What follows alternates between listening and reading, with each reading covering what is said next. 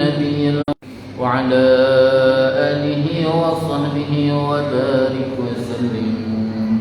اللهم صل على سيدنا محمد النبي الأمي وعلى آله وصحبه وبارك وسلم. اللهم صل على سيدنا محمد النبي الأمي وعلى آله وصحبه وبارك وسلم. اللهم صل على سيدنا محمد النبي الأمي وعلى آله وصحبه وبارك وسلم. اللهم صل على سيدنا محمد النبي الأمي وعلى آله وصحبه وبارك وسلم. اللهم صل على سيدنا محمد النبي الأمي وعلى آله وصحبه وبارك وسلم. اللهم صل على سيدنا محمد النبي الأمي وعلى آله وصحبه وبارك وسلم. اللهم صل على سيدنا محمد النبي الأمي وعلى آله وصحبه وبارك وسلم. اللهم صل على سيدنا محمد النبي الأمي وعلى آله وصحبه وبارك وسلم. بسم الله الرحمن الرحيم. الحمد لله رب العالمين وبه نستعين على أمور الدنيا والدين. والصلاة والسلام على سيد المرسلين خاتم النبيين محمد صلى الله عليه وآله وصحبه وسلم وعلى آله وأصحابه وتابعا تابعا لهم بإحسان إلى يوم الدين. سبحانك لا علم لنا إلا ما علمتنا إنك أنت العليم الحكيم. رب اشرح لي صدري ويسر لي أمري واحلل عقدة من لساني يفقهوا قولي. رب زدنا علما وارزقنا فهما. اللهم يسر ولا تعسر. رب تمم بالخير. يا فتاح يا عليم افتح لنا فتوح العارفين. ولا حول ولا قوة إلا بالله العلي العظيم. ولا حول ولا قوة إلا بالله العلي العظيم. ولا حول ولا قوة إلا بالله العلي العظيم. أما بعد. قال الله تعالى في القرآن العظيم: أعوذ بالله من الشيطان الرجيم. بسم الله الرحمن الرحيم. ألم نشرح لك صدرك ووضعنا عنك وزرك الذي أنقض ظهرك ورفعنا لك ذكرك فإن مع العسر يسرا إن مع العسر يسرا فإذا فرغت فانصب وإلى ربك فارغب. صدق الله العظيم. Alhamdulillah, pertama-tamanya marilah sama-sama kita merafakkan rasa syukur kita kepada Allah Subhanahu wa taala. Yang biizinan Allah Subhanahu wa taala dapat sama-sama kita bertemu dan kita bersua lagi pada malam ini, dan sama-sama kita mengharapkan semoga pertemuan kita pada malam ini Allah Subhanahu wa taala penuhkan dengan keberkatan, keredaan, rahmat, dan lebih-lebih lagi kita mengharapkan Allah Subhanahu wa taala mengampuni segala dosa kita insya-Allah. Dan insya-Allah kita akan sambung lagi bacaan kitab Al-Tahzan yang telah dikarang kitab ini tuan-tuan oleh Dr. Ayat Abdullah Al-Qarni. Dan insya-Allah pada malam ini kita masuk pada bab yang ke-15. Bab yang ke-15, Allah akan mengganti yang lebih baik. Ke surat 26. Dalam bab yang ke-15 ni tuan-tuan, Dr. Ayat Abdullah Al-Qarni nak membicarakan tentang sesuatu yang Allah ambil, pasti Allah ganti. Dan setiap apa yang Allah ganti pasti lebih baik daripada apa yang Allah ambil. Itu maksudnya. Dalam bab 15 ni tuan-tuan, Dr. Abdullah Qarni nak membicarakan tentang perkara ataupun sesuatu yang Allah ambil daripada kita. Dia ambil Dan dia bukan ambil saja-saja, dia pasti akan ambil dan dia ganti dengan sesuatu yang jauh lebih baik, insya-Allah. Assalamualaikum.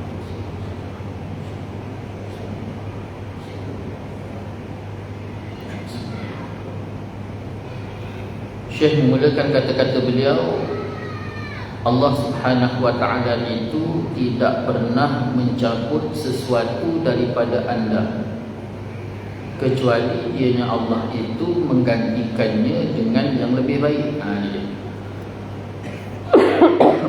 Allah takkan ambil sesuatu daripada kita kecuali dia menggantikan sesuatu yang jauh lebih baik daripada sesuatu yang diambil tadi. Itu mukadimah. Contohnya apa?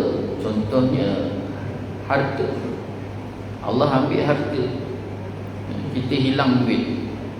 Allah ambil duit kita, hilang duit 200, tercecer tengah jalan. Jadi Allah hilangkan duit 200 tengah jalan dengan sebab tercecer itu tuan-tuan, bukan saja-saja tercecer. Saja-saja tercecer tak. Sebab hidup kita yang pertama sekali, kita kena faham dan kita kena yakin bahawa sesuatu itu dia takkan berlaku kecuali atas kehendak Allah. Kena yakin, tidak akan berlaku sesuatu itu kecuali sesuatu itu berlaku atas kehendak Allah. Jadi bila dia berlaku saja, maka pasti ada kebaikan yang Allah Ta'ala sediakan kepada kita. Itu perkara pertama. Bila duit 200 tadi cecer je, hilang tuan-tuan, maka pasti dia hilang atas kehendak Allah. Bila dia hilang atas kehendak Allah, pasti ada sesuatu yang jauh lebih baik Allah Ta'ala kehendaki dan Allah Ta'ala nak ganti. Sebabnya bila kita ingat begini, perkara pertama yang kita akan lepasi ialah rasa keluh kesah. Pertama sekali disebut oleh para ulama, dengan kita meyakini bahawa sesuatu itu tidak akan berlaku kecuali atas iradah Allah, maka dengan kita mempunyai keyakinan sedemikian, perkara pertama sekali disebut oleh para ulama, dia tidak merosakkan keimanan kita kepada Allah, terutamanya keimanan terhadap qada dan qadar. Sebab keimanan qada dan qadar meyakini yang qada dan qadar itu adalah salah satu daripada rukun iman. Dia tak boleh kita engkar. Bila kita engkar satu rukun daripada 6 rukun iman itu, maka hancur segala iman yang ada dalam diri kita. Itu perkara pertama. Yang keduanya disebut oleh para ulama, dengan kita meyakini sesuatu itu dia tak akan berlaku atas iradah Allah, perkara kedua yang kita akan dapat rasa lapang dan juga hilangnya rasa gelisah. Rasa lapang dan hilangnya rasa keluh kesah, gelisah atas kehilangan tadi. Itu penting keimanan tadi. Dan yang ketiganya tuan-tuan, Allah akan gantikan seseorang itu dengan sesuatu yang jauh lebih baik. Dalam erti kata, bukan hanya sekadar kehidupan di dunia, tetapi yang jauh lebih besar dan lebih baik adalah di akhirat. Contohnya apa tuan-tuan? Kita datangkan contoh bagaimana seorang lelaki yang hidupnya dipelopori dengan maksiat Allah. Hidup atas dunia muka bumi Allah ni dipelopori, dipenuhi hidupnya itu dengan maksiat pada Allah, sehinggalah sampai dia mati dan besok di akhirat selangkah lagi dia nak masuk ke dalam neraka. Allah nak campak dia dalam neraka. Lalu nak selangkah lagi dicampak dalam neraka lelaki tadi, Allah perintah kepada malaikat, ambil lelaki tadi bawa masuk dalam syurga. Lalu Allah Ta'ala, para malaikat bertanya, wahai Allah, kenapa nak dibawa lelaki tadi ke dalam syurga, sedangkan hidupnya di atas dunia itu dipenuhi dengan maksiat padamu wahai Allah? Lalu Allah kata, ketika dia hidup di atas dunia dahulu, ada satu doa. Cuba bayangkan tuan-tuan, bukan hilang barang, bukannya hilang sesuatu yang kita sayang, cuma ada doa. Dia pernah berdoa pada aku satu kali, yang mana doanya itu tidak kutunaikan dan kini kugantikan doanya itu dengan syurga. Cuba bayangkan tuan-tuan, kalau doa saja Allah Ta'ala tak tunaikan, bahkan Allah gantikan dengan syurga, bagaimana sesuatu yang menjadi kehilangan dalam diri kita. Doa itu besar tak? Doa besar. Tetapi sebesar-besar doa itu, jauh lebih besar ialah sesuatu kehilangan. Bila hilang sesuatu, apatah lagi yang hilang tadi tuan-tuan adalah sesuatu yang disayangi, maka sudah pasti jauh lebih besar akan diganti oleh Allah SWT besok di akhirat. Tetapi itu apabila anda bersabar dan tetap reda dengan segala ketetapannya. Syaratnya apa? Syaratnya mesti sabar dan reda. Bila hilang sesuatu tu tuan-tuan, maka syarat untuk memastikan bahawa kehilangan itu Allah ganti dengan sesuatu kebaikan yang jauh lebih baik, maka perlu didepani situasi keadaan hilangnya tadi dengan sabar dan juga reda. Jadi kita tak boleh nak sabar, kita tak boleh nak reda tuan-tuan, kecuali setelah benar-benar baik iman yang ada dalam diri kita. Sebab apa? Sebab sabar dan reda ini adalah buah. Sabar dan reda itu adalah buah yang datang daripada tunas ataupun punca asas dia ialah iman. Datang iman yang benar-benar baik, maka dia akan hasil buah yang baik, iaitu sabar dan juga reda. Itu sebabnya keberadaan Nabi SAW 13 tahun di Mekah lebih lama dibandingkan 10 tahun di Madinah. Dan 13 tahun Rasulullah SAW berada di Mekah, setiap wahyu yang diturunkan oleh Allah SWT kepada Nabi SAW melalui Jibril AS, semuanya ayat-ayatul Makki tersebut membicarakan tentang iman. Sehinggalah sampai akhir keberadaan Nabi SAW setahun sebelum dihijrah, peristiwa hijrah itu, barulah Allah SWT mensyariatkan ibadah yang dipanggil sebagai ibadah solat. Jadi sebelum daripada itu 12 tahun awal itu tuan-tuan hanya membicarakan tentang iman. Disampaikan keimanan pada para sahabat dan bagaimana membina iman. Dua keadaan yang dilalui oleh para sahabat. Yang pertama, situasi keadaan teori, bagaimana Allah turunkan ayat kepada Nabi, Nabi sampaikan kepada para sahabat, lalu Allah lalukan dengan keadaan yang kedua dipanggil praktikal. Bagaimana praktikal ketika itu para sahabat melalui situasi keadaan tekanan yang terlalu amat sangat, kezaliman, seksaan daripada musyrikin Mekah kepada 80 orang sahabat. Bila mereka dapat tahu sahaja ada kalangan mereka yang beriman dengan Nabi SAW, maka ketika itu kepelbagaian cara yang digunakan pakai oleh musyrikin Mekah untuk memastikan sehingga setiap individu dan juga keluarga tadi meninggalkan Nabi SAW. Tetapi tekanan demi tekanan yang dikenakan kepada para sahabat tadi sedikit pun menggusarkan mereka, menggoyahkan mereka, apatah lagi nak meninggalkan Nabi. Bahkan semakin kukuh keimanan yang terbina dalam diri mereka, sehingga akhirnya tuan-tuan 80 orang yang duduk di Mekah menerima pentarbiahan daripada Nabi, pembinaan iman tadi, sehingga sampaikan mereka sendiri katakan bahawa keimanan, manisnya iman ketika berada di Mekah itu tidak mereka rasai lagi ketika berada di Madinah. Pada orang yang sama, tapi situasi yang berbeza. Berbezanya di mana tuan-tuan? Iman yang mereka rasai ketika mereka berada di Mekah dipenuhi dengan seksaan, tekanan. Iman yang mereka rasai ketika mereka berada di Madinah penuh dengan kelapangan, kemudahan, tidak ada sebarang seksaan. Jadi manisnya itu berbeza. Berbeza dua keadaan ketika mereka berada di Mekah dan ketika mereka berada di Madinah. Contohnya apa tuan-tuan? Contohnya peristiwa yang berlaku kepada Sayyidina Bilal bin Rabah. Sayyidina Bilal bin Rabah, tuan-tuan, satu hari dia demam. Sampailah ketika dia kebah. Waktu badan dah mula kebah baik. Jadi dia seringkali keluar rumah, tuan-tuan, memandang-mandang arah Mekah. Kejap-kejap tengok Mekah, kejap-kejap tengok Mekah.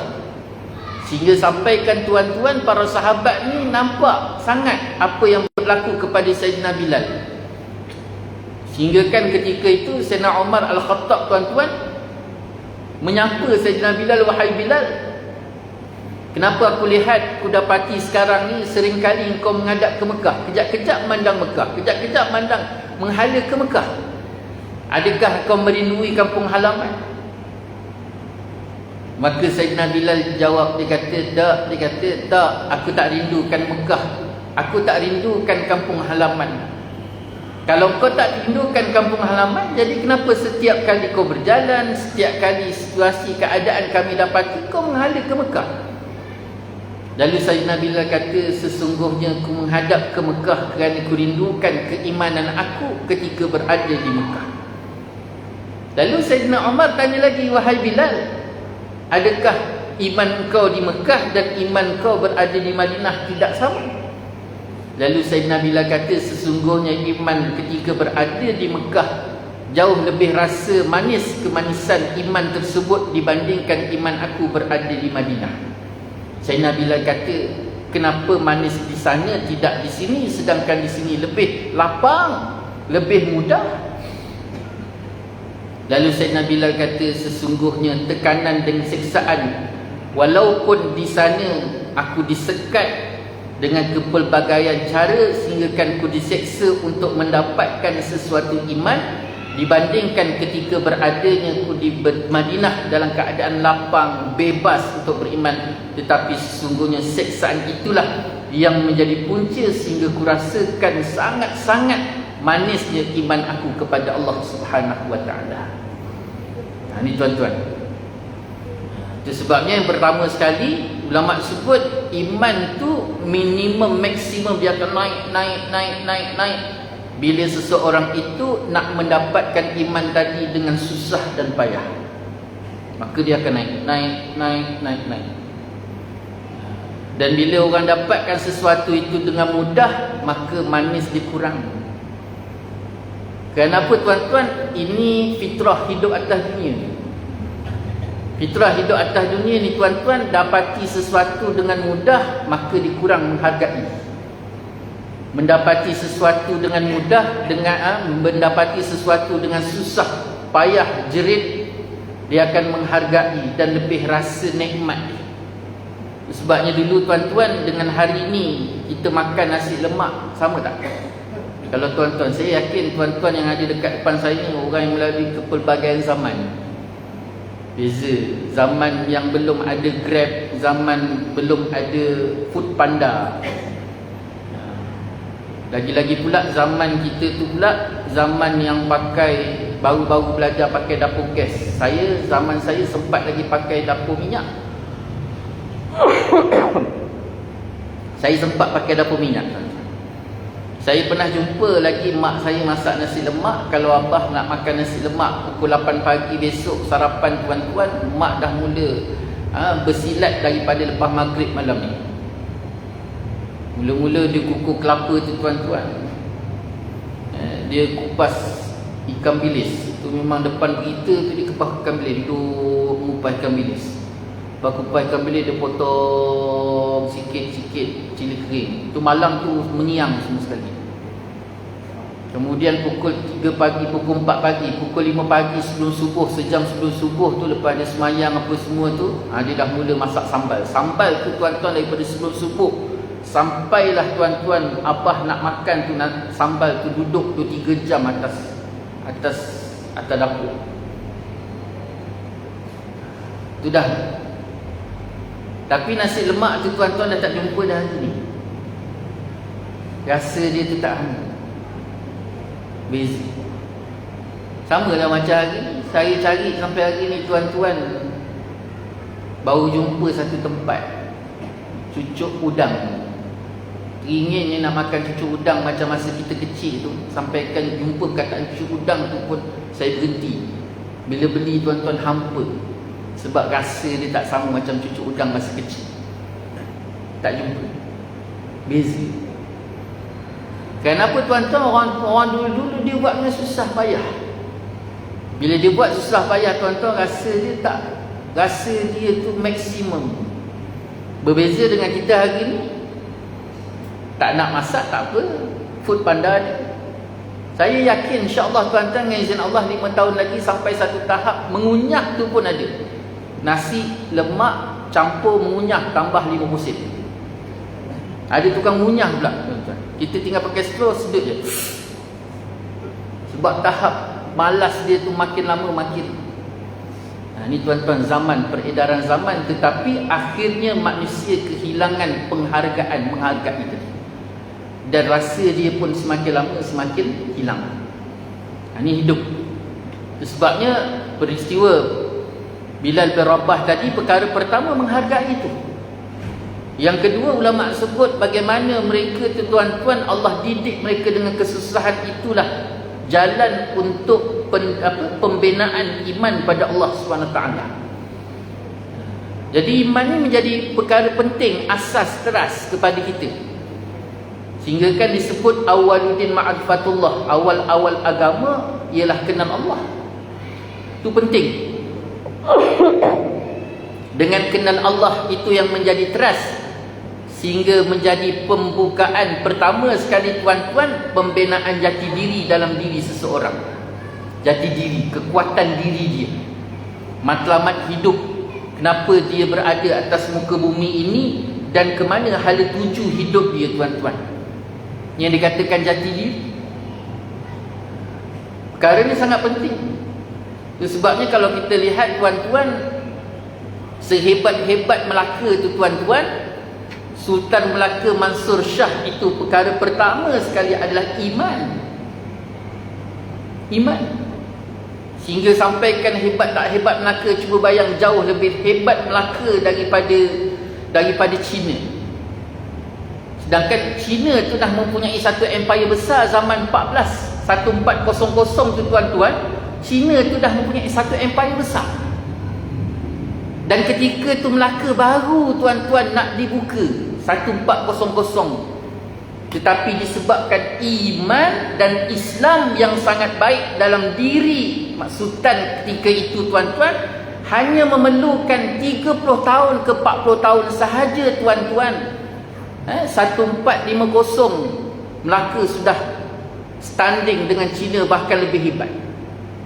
Cuba bayangkan tuan-tuan.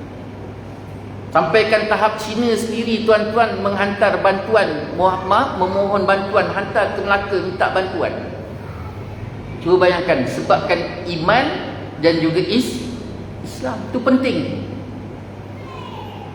Dan jatuhnya Melaka pun tuan-tuan disebabkan iman dan juga Islam. 1511 tuan-tuan jatuhnya Melaka. Bila ketika mana Portugis hantar mata-mata tuan-tuan ke Melaka, kerana mendapati Melaka ketika itu dua sebab. Sebab pertama tuan-tuan, iaitu Melaka sudah mendapat berita Portugis dah letak tenteranya tuan-tuan dekat Aden, dekat Basrah, dekat Calicut. Semua penghujung-penghujung tanah Hijaz tu tuan-tuan dah letak tentera. Kenapa? Tujuannya nak menjatuhkan, nak menjajah Mekah dan Madinah, terutamanya jasad Nabi SAW. Itu tujuan. Kenapa? Kerana sifat rasa dendam dan marah Konstantinopel jatuh ke tangan kerajaan Osmaniyah 1450. Jatuh tuan-tuan 1423 jatuh.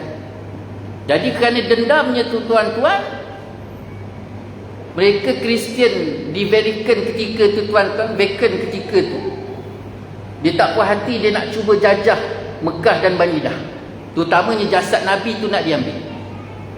Jadi didapati tuan-tuan berita sampai kepada Sultan Mansur Shah ketika tu. Jadi Sultan Mansur Shah tuan-tuan, dia adalah sayap kepada kerajaan Osmaniyah Musim.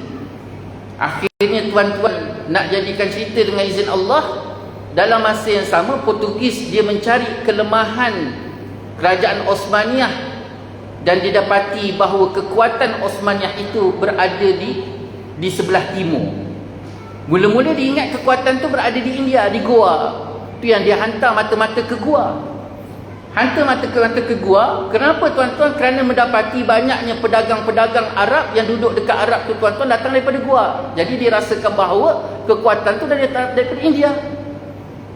Rupa-rupanya tuan-tuan bukan datang daripada India. Bila sampai ke India, didapati kekuatan Osmaniyah itu datang daripada Melaka. Akhirnya mereka terus jalan tuan-tuan pergi ke Melaka. 20 orang yang diketuai oleh seorang paderi. Ini bukan main-main tuan-tuan. Seorang paderi. Itu yang Sultan Mansur Shah ketika tu rasa syukur sangat kerana apa yang dirancang jadi. Kenapa tuan-tuan 20 orang yang dihantar tadi, konon-kononnya tuan-tuan dia datang nak buat baik dengan Sultan Mansur Shah dan istana, padahal Sultan Mansur Shah dah dapat berita bahawa dia orang datang sebagai mata-mata nak tengok kekuatan Melaka. Ditangkap jadi penjara. Tujuan ditangkap di penjara kenapa tuan-tuan? Bukan sebab mata-mata, tetapi nak pancing ratusan kapal yang sedang berlabuh nak jajah Mekah dan Madinah tadi dapat ditarik pergi ke Melaka. Mengkambing hitamkan diri kerana nak menyelamatkan Mekah dan Madinah, terutamanya jasad Rasulullah sallallahu alaihi wasallam. Akhirnya tuan-tuan bila tangkap 20 orang tadi, tu yang Alfonso yang mengetuai ratusan kapal tadi tuan-tuan, mereka punya marah tuan-tuan kerana 20 orang tadi ditangkap di penjara. Diarahkan seluruh tentera yang berlabuh di Kalikat tadi tuan-tuan semua bergerak pergi ke Melaka, serang Melaka. Selamat tak Madinah? Selamat.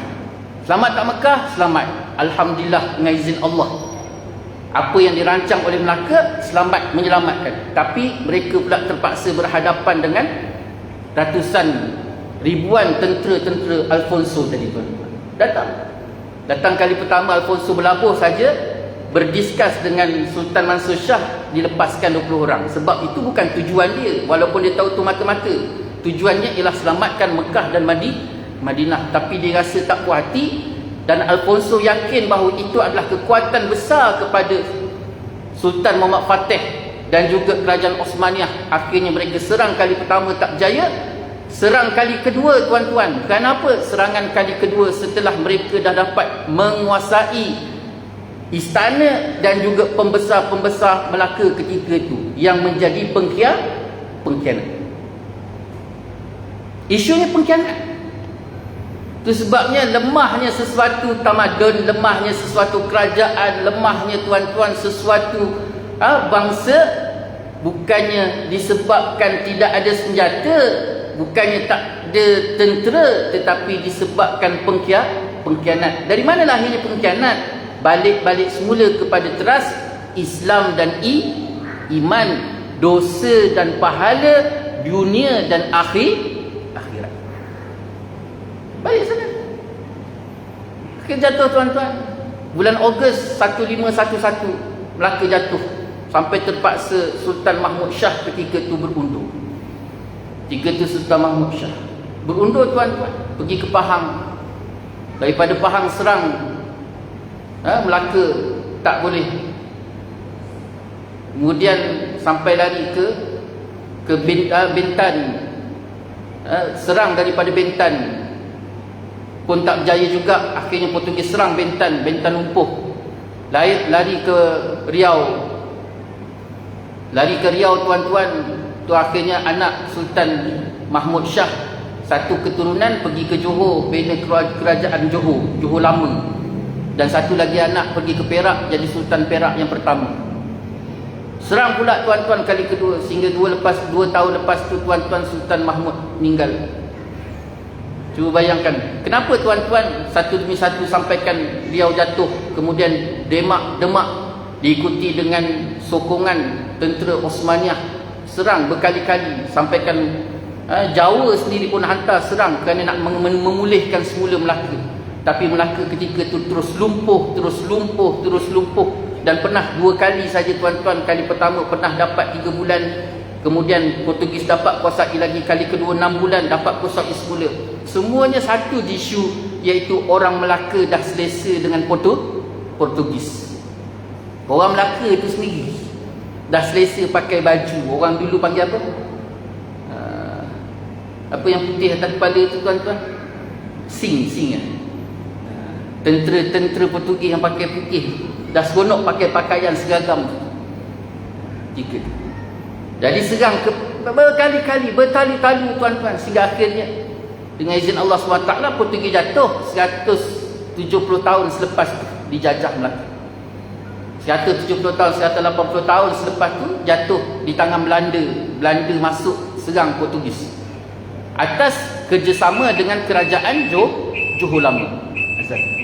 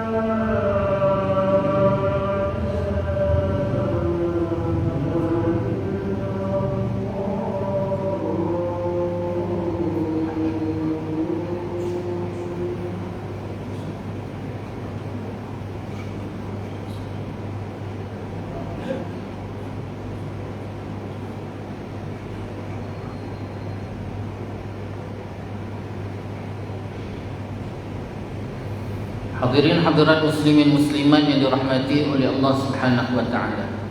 Jadi sejarah telah melakarkan tuan-tuan kekuatan dan juga kelemahan sesuatu bangsa itu balik pada iman.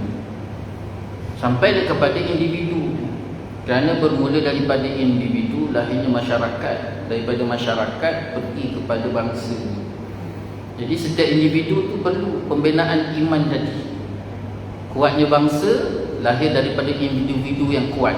Individu yang kuat itu datangnya daripada iman yang benar-benar baik. Jadi iman yang benar-benar baik tu menjadi pelopor utama tuan-tuan. Macam mana kita nak dapat iman yang benar-benar baik? Iman yang benar-benar baik ni pertama sekali mesti dapati dengan ilmu pengetahuan. Dan ilmu ni pula tuan-tuan kena niatnya benar-benar mengikut garis pandu. Itu sebabnya kenapa penjajah tuan-tuan sangat-sangat memastikan masyarakat Melayu Islam ini lemah. Kerana dia tahu kunci kelemahan seseorang Muslim itu terletak kepada perkara asas ialah jahil, kejahilan. Sebabnya bagaimana cara mereka tuan-tuan menjauhkan masyarakat daripada ulama. Jadi cara pertamanya tuan-tuan, jauhkan masyarakat daripada ulama. Jadi bila masyarakat tadi jauh daripada ulama tuan-tuan, tidak ada lagi mereka berjalan dengan dipandu dengan ilmu. Bila tak dipandu dengan ilmu ketika tu, solat tak? Solat. Puasa tak? Puasa. Zakat tak? Zakat. Haji? Haji. Tapi dalam keadaan ilmu yang tidak ada, kejahilan. Maka setiap ibadah yang dilaksanakan tuan-tuan tanpa ilmu yang benar-benar baik, pemahaman ilmu, pemahaman yang benar-benar baik terhadap ibadah tadi, maka akhirnya ibadah itu seperti mencurahkan air di atas daun keladi. Itu yang sampai tuan-tuan kita solat 30 tahun, 40 tahun, 50 tahun, 60 tahun. Solat terus, solat. Tapi hakikatnya tuan-tuan, kalau bahasa jahatnya, syaitan tu makan gaji buta duduk kat luar main dam. Dia tak kacau kita. Sebab dia tahu solat kita tu tak memberikan apa-apa impak. Kenapa? Solat dalam keadaan tidak dipandu dengan ilmu yang sebenar. Syarat sah solat. Dalam syarat sah solat itu sendiri pun ulama kata salah satu daripada syarat untuk sahnya solat, mesti seseorang itu dia mengetahui segala ilmu yang bersangkut paut tentang solat. Rukun dia, wajibnya, syarat sahnya, makruhnya, sunatnya, batalnya. Jadi semua itu kena tahu. Jadi kalau dah tak tahu tuan-tuan, solat tak solat. Ya, akhirnya tuan-tuan, ulama sebut sepatutnya bila jika mana kita melaksanakan ibadah pada Allah, setidak-tidaknya ada 3 perkara yang kita akan dapat. 3 perkara yang akan kita dapat. Kalau katalah solat, kita solat saja tuan-tuan, lepas je solat ada 3 perkara yang kita akan dapat. Yang pertama sekali, semakin baik iman kita pada Allah. Beri salam saja, Assalamualaikum warahmatullahi. Assalamualaikum warahmatullahi. Selesai je solat, iman kita tu tuan-tuan semakin baik dengan Allah. Apa tanda iman tu semakin baik? Hilang keraguan, hilang kegusaran, hilang rasa takut. Semakin dekat hati itu dengan Allah. Dia yakin bahawa Allah yang duduk menguasai dia, Allah yang menguruskan dia, Allah yang mencukupkan dia, segala-galanya Allah. Yang kedua tuan-tuan, lepas diibadah solat katakan, maka semakin khauf, takut dalam diri dia kepada Allah. Bisalam, Assalamualaikum warahmatullahi. Assalamualaikum warahmatullahi. Semakin timbul rasa takut dalam diri dia kepada Allah. Takut, risau, kerisauan bermain kepada Allah, bukan kehidupan Allah. Takut-takut, semakin tinggi ketakutan dalam diri dia. Setiap langkah tindakan dia, apa yang dia ambil, apa yang dia beri, semuanya tu dalam keadaan dia risau-risau, takut-takut Allah marah. Yang ketiga tuan-tuan, semakin taqarrub, hati dia semakin dekat dengan Allah. Dia duduk ingat Allah, dia makan ingat Allah, dia jalan ingat Allah, dia sedih dia ingat Allah, dia suka gembira tuan-tuan pun masih lagi dia ingat Allah. Hati sentiasa hampir dengan Allah. 3 benda. Kalau katalah lepas ibadah terutamanya solat tak ada tuan-tuan 3 perkara ni disebut oleh para ulama, maka puncanya tuan-tuan 2 perkara. Pertama, dia solat ataupun ibadah tadi tanpa ilmu, dan yang kedua tanpa ikhlas. Itu sebabnya orientalis barat, penjajah tuan-tuan, dia cari cara macam mana nak lemahkan umat Islam. Perkara pertama asas ialah menjauhkan umat tadi, masyarakat Islam, daripada ilmu. Itu sebabnya tuan-tuan, dia tak risau kita duduk dekat dalam masjid semayang, dia tak risau. Tapi dia sangat-sangat risau kalau kita duduk dalam majlis ilmu. Jadi dia nak sekat macam mana? Dia sekat bukan orang yang datang majlis ilmu, orang yang datang menyampaikan ilmu tadi disekat. Sebabnya para ulama tu ditangkap.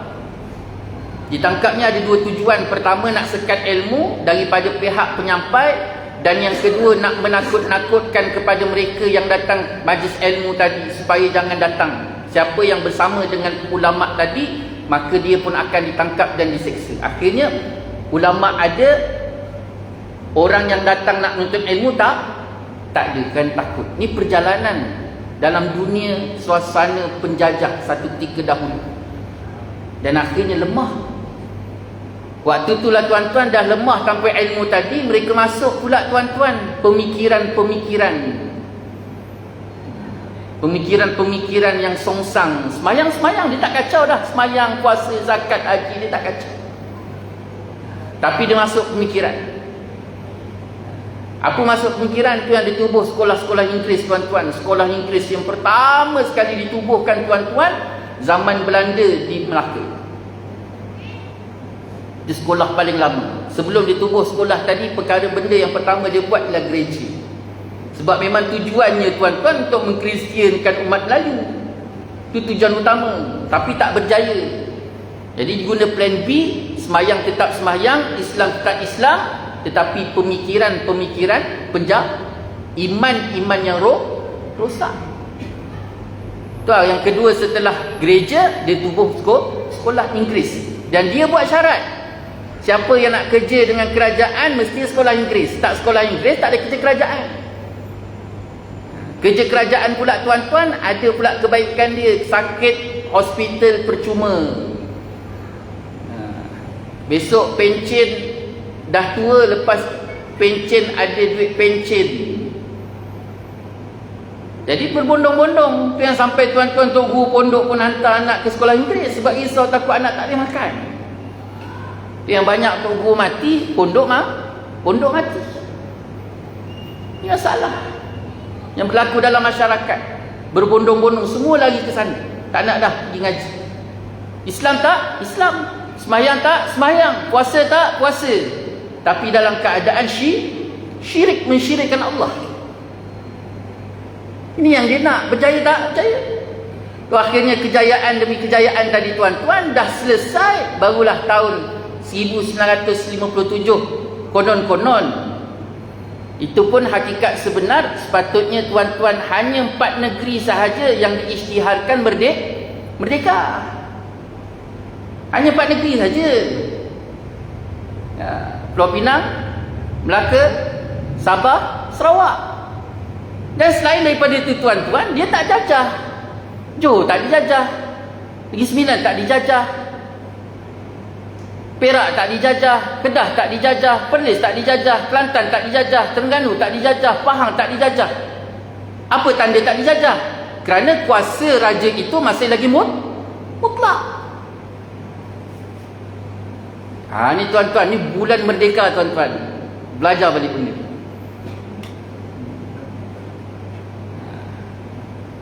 Itu dia tuan-tuan. Kekuatan tadi balik pada iman. Nak tak nak tuan-tuan untuk dapatkan iman yang benar-benar baik, pertama sekali tuan-tuan kena ada ilmu. Yang kedua amal. Dan yang ketiga doa. Biarlah ilmu dia tinggi, amal dia hebat, tapi kalau dia tak doa, Allah tak nak bagi, Allah tak bagi tuan-tuan, tetap tak ada iman. Itu lagi bahaya. Jadi doa, minta pada Allah, ya Allah bagikan iman pada aku, iman yang baik, iman yang kau redha, iman yang penuh dengan rahmat kau wahai Allah. Kerana yang bagi itu Allah. Jadi dengan iman yang benar-benar baik itulah tuan-tuan akan lahir buah-buah tadi tuan-tuan. Kekuatan, sabar, redha, semua tu tuan-tuan akan lahir. Itu yang dikatakan buah samarat. Di situlah ketika tu tuan-tuan, apa sekalipun Allah bagi, dia akan syukur, dan apa pun Allah ambil, dia akan sabar dan juga redha. Kenapa? Kerana dia yakin pada Allah dan dia yakin pada hari akhirat. Kerana hidup di dunia hanya sementara, yang kekal adalah akhirat. Allah Ta'ala sebut apa? Innal ladzina qalu rabbunallahu thumma istaqamu fala khaufun alaihim wala hum yahzanun. Orang yang beriman yang Allah Ta'ala kata di istiqamah, dia yakin bahawa Allah Ta'ala itu Tuhan. Orang yang kata Tuhan aku, Allah itu Tuhan aku, dan istiqamah dengan kata-kata tu, dia yakin dan dia juga beriman benar-benar Allah adalah Tuhanku, maka Allah akan beri fala khaufun alaihim wala hum yahzanun. Allah akan hilangkan rasa takut, rasa duka cita, rasa sedih, semua tu Allah Ta'ala akan. Ulaika ashabul jannati khalidina fiha jazaa'an bima kanu ya'malun. Inilah orang yang benar-benar akan dimasukkan ke dalam syurga Allah, dan khalidina fiha, mereka akan kekal di dalam syurga. Siapa dia? Qalu rabbunallahu thumma istaqamu fala khaufun alaihim wala hum yahzanun. Mesti rabbunallah thumma istaqamu, Allah Tuhan kami, dan istiqamah dalam mentuhankan Allah Subhanahu Wa Taala, baik dalam keadaan jaga ataupun dalam keadaan tidur, hidup maupun mati. Jadi itulah tuan-tuan sikit sebanyak yang dapat kita kongsikan bersama pada malam ini. Banyak-banyak kita berdoa pada Allah Subhanahu Wa Taala. Semoga Allah SWT senantiasa memberikan taufik hidayah, inayah pada kita, diberikan iman yang baik, diberikan istiqamah senantiasa. Rabbunallahu summa istaqamu, dan akhirnya Allah letakkan fala khaufun alaihim wala hum yahzanun ulaika ashabul jannati khalidina fiha. Kita, pasangan, anak keturunan, masyarakat, jiran dan seluruhnya, semoga baik di dunia, baik di akhirat. Rabbana atina fid dunya hasanah wa fil akhirati hasanah wa qina azabannar. Yang baik itu daripada Allah, yang tidak baik itu menunjukkan kelemahan saya sendiri. Saya mohon maaf di atas segala salah kata, salah bicara, mohon maaf di atas segala-galanya. Semoga Allah berikan kebaikan yang besar. Semoga Allah Ta'ala pelihara iman kita, dan semoga segala yang Allah beri pada dua tangan kita menjadi sebab untuk dapat datangnya redha dan rahmat Allah. Dan kita tangguh majlis kita dengan tasbih kafarah dan subhanallah bihamdika asyhadu an la ilaha illa anta astaghfiruka wa atubu. Bismillahirrahmanirrahim. Wal 'asri innal insana lafi khusr illa alladhina amanu wa 'amilus salihati wa tawassaw bil haqq wa tawassaw bis sabr. A'udzu billahi minasyaitonir rajim. Bismillahirrahmanirrahim. Alhamdulillahi rabbil alamin.